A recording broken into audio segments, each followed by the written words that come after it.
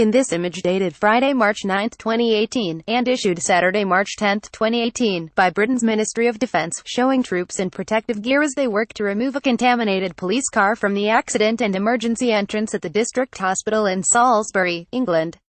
Counter-terrorism, police asked for military assistance to remove vehicles and objects from the scene in the city, much of which has been cordoned off over contamination fears of the nerve agent poisoning of former spy Sergei Skripal and his daughter.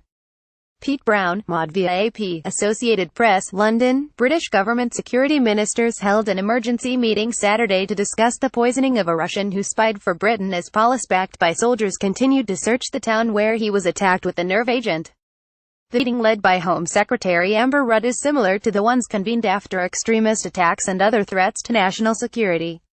It will cover the latest police and intelligence reports from Salisbury, where a military-supported investigation has turned to the cemetery where the ex-spy's wife and son are buried. Police are looking for clues to what sickened Sergei Skripal, 66, a former Russian military intelligence officer who was convicted of spying for Britain, and his daughter, Yulia, 33.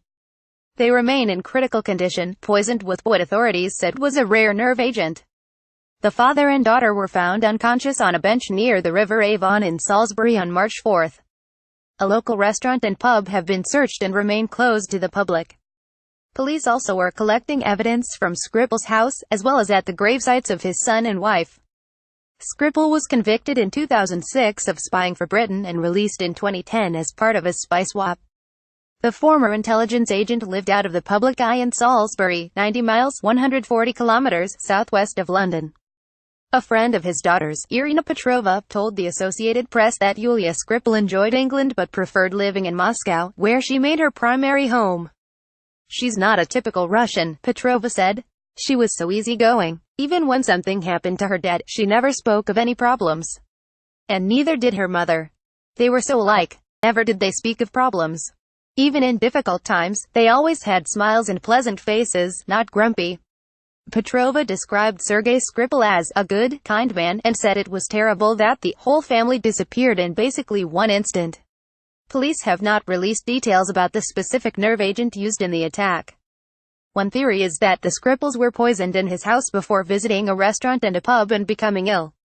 British officials say there is not a public health threat, but some residents have become alarmed by the sight of investigators wearing extensive hazardous material protection gear. About 180 Marines, soldiers and Air Force personnel with expertise in chemical weapons, decontamination and logistics have been called in to help with the probe and to remove vehicles that may have become contaminated. ____ Naira Davlashyan in Moscow contributed. Copyright 2018 The Associated Press. All rights reserved. This material may not be published, broadcast, rewritten or redistributed.